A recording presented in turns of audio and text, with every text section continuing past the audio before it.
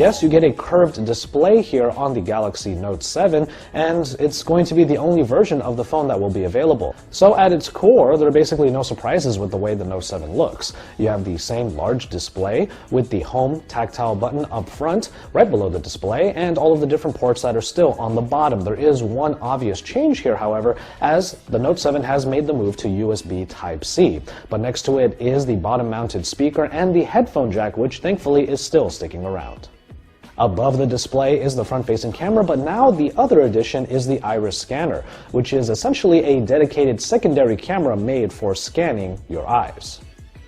And of course, there's the little buddy that always comes with the Note and pretty much defines the line, and that would be the S Pen. And no, the S Pen does not go backwards into the phone anymore, because the clicky top up here is just wide enough to keep it from going any more than just that much. There have been some refinements made to the S Pen itself. A thinner tip means more precision, and the length of the pen is now as much as a regular ballpoint pen. But when you're actually using the S Pen, it doesn't feel that much different from the one that was from the Note 5. And that might actually be a good thing because we already liked the experience from before. But speaking of refinements, we already talked about the curved display, and we already know that the curved display can help with handling. But we also learned in the Note 5 that a curved backing can also do the exact same thing. In the Note 7, you get both. And there was actually only one way for the Samsung designers to really describe it to us. Symmetry. Now, by making the backing curved on the Note 5, it made a somewhat bulkier device more comfortable in the hands. But by making the display also curved, it not only makes for a very symmetrical phone, but it also makes the entire device that much more narrow. And the result is something I've been waiting for a while, a big phone that's actually really comfortable to use. And for a larger device that actually has very accessible handling, the entire package undergoes one more change, and that's IP certification. At the very least, however, the vast majority of users will appreciate that this phone will still work even if it gets wet. Now, Samsung hasn't really leapt forward much in the Note 7 in a number of different aspects, and that starts with the display. You still get the Super AMOLED 5-inch screen that comes in at Quad HD resolution for that high pixel density and the high quality that you would expect from a high-end Samsung product. The Super AMOLED display generally does mean that the colors will be somewhat saturated, maybe oversaturated, but this can be changed in the settings among a number of different modes. Now, even though this is a Quad HD display, you can actually output less than Quad HD resolution on it. This is in the interest of power saving, and you can go into the device maintenance area in the settings to find it. You can actually make this display output regular HD at 720p, and you can actually tell the difference if you go between the two modes. Now, a big deal from the Galaxy S7 now makes it to the Note line, and that's the always-on display. Essentially, you get a small area on the display where you can show a number of different clocks, a few different calendars, and some images that are canned and are predetermined. But from there, you get a little bit of customization on the Note 7's version of it, mainly because in the clock area, and there are many of them, you can actually create a block of text that will always show up along with the clock and notification icons, so you know what you're going to be getting when you unlock the device. And of course, this is all on top of what is already a pretty great experience that we've had in previous devices. We had a ton of fun on this phone, especially with games like Mobius, Final Fantasy, and videos across YouTube. Users familiar with the Galaxy S7 and the S7 Edge are pretty much going to know what to expect here. The Snapdragon 820 is the version we have now, with the Adreno 530 and 4 GB of RAM. There is an Exynos 8890 version, but it will not be coming to the States. Now, 4 GB is enough for a lot of phones out there, especially when you take into consideration their core experiences. But we're talking about the Note here. You already have multi-window and pop-up view for multitasking, and then you put on top of all of that the S Pen. There's so many capabilities on this phone that maybe a little bit more RAM would have kept it feeling incredibly crisp all the time.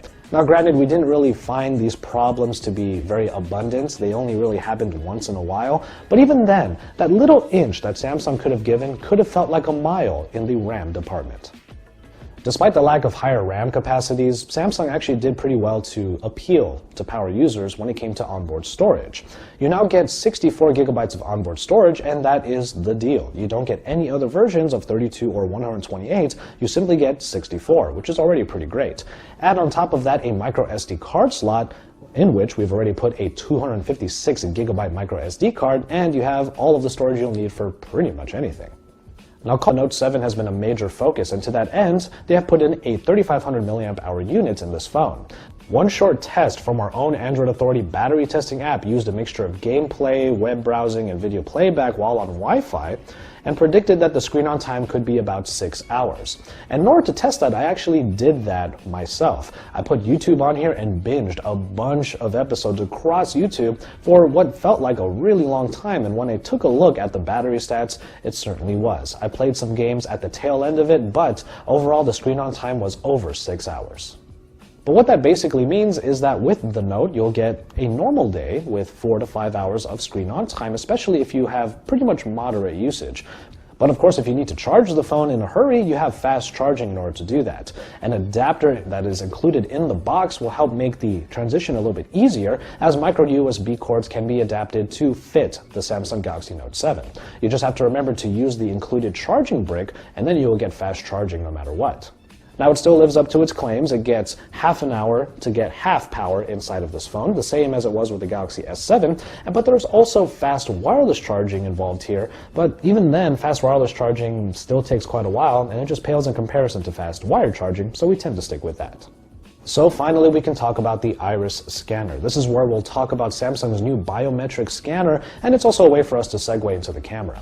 Essentially, it's a new camera module that's right next to the front-facing camera, and it does an infrared scan of irises, or eyes, the composition of one's eyes.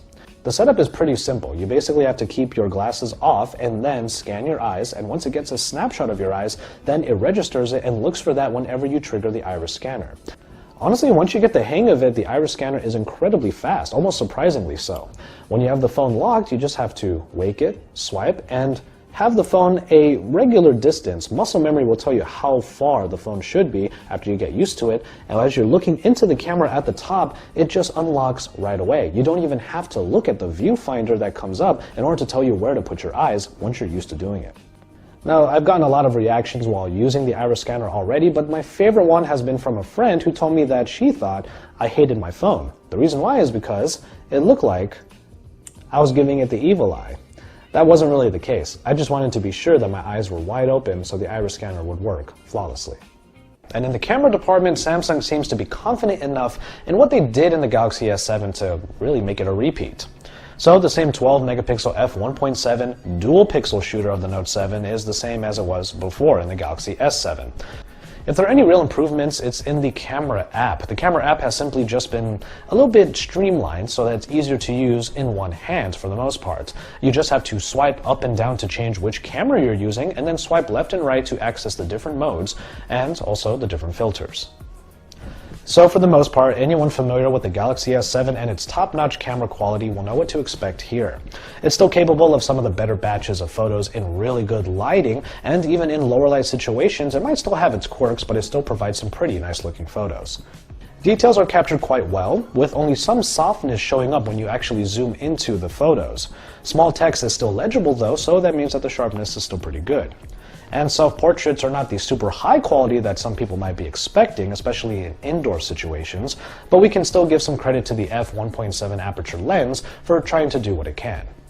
In low light, the main camera has quite a few tools like the f1.7 aperture, optical image stabilization, and of course the larger pixels, the dual pixels that are used for capturing more light.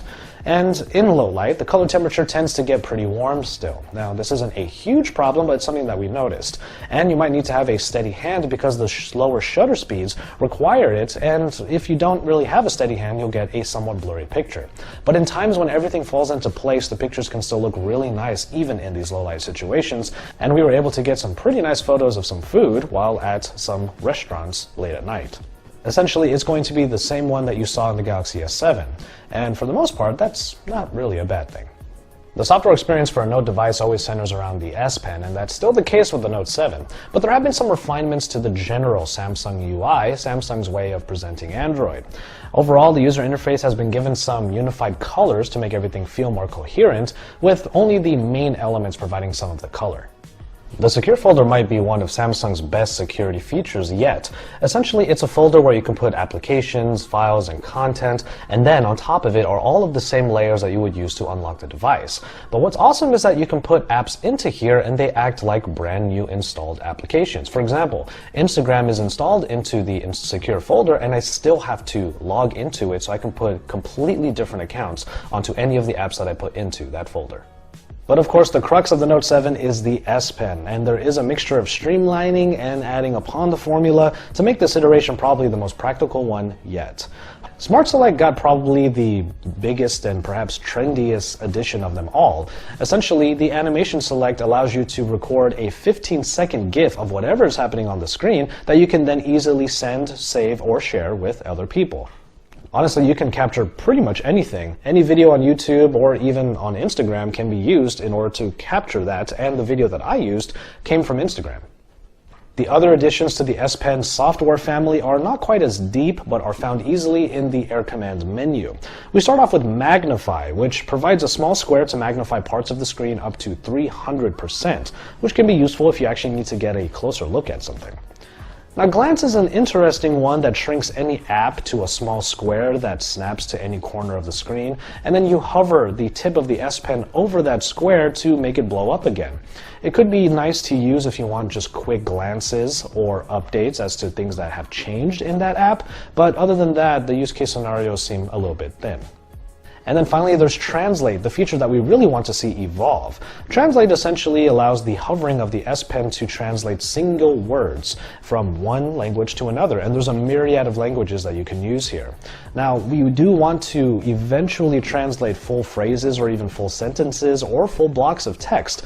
But for now, if you have a word that is on a website or an online menu, for example, that you need to have the definition of, you can just hover the pen over that word and you'll get your translation.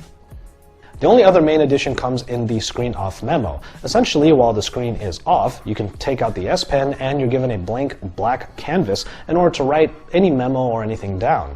And what you can do now is pin this screen off memo to the always on display so it's always available, so that if you have a quick task or reminder that you only need immediately for the time being, you can have it always displaying on the phone. Samsung really wants people to actually take this S Pen out and use it more often. Now, the Note line has been notoriously, or rather infamously known, for having users that never ever even take out the S Pen. They just use this phone as a large device. So maybe these changes will make people use the S Pen more often, but at the very least, it means that the S Pen has become a pretty practical tool to use in the Note 7. And all of this does come at a pretty steep price. Not necessarily the monetary price, which I'll get to in a second. Essentially, there are so many features in the Note 7 that every single user will have their own distinct learning curve. If you actually go through the effort to learn how to use all of them, that could take up a pretty big chunk of time. In order to get the most out of the Note 7, you kind of have to do your homework. So perhaps for one of the few times in their tenure, Samsung has made a phone that is trying its darndest to justify its very high price point. And currently on the Samsung website, the phone is available for a total of $849.99, a very steep price for a phone that simultaneously feels fresh enough, yet feels undeniably familiar. If you can genuinely say that you don't need an accessible big display device, high onboard capacity with expandable storage, great battery life, a top-notch camera experience, one of the most feature-heavy Android iterations ever, and or a S Pen that just won't quit, then you can look elsewhere. But unless you can do that, you simply need not look any further than the Samsung Galaxy Note 7.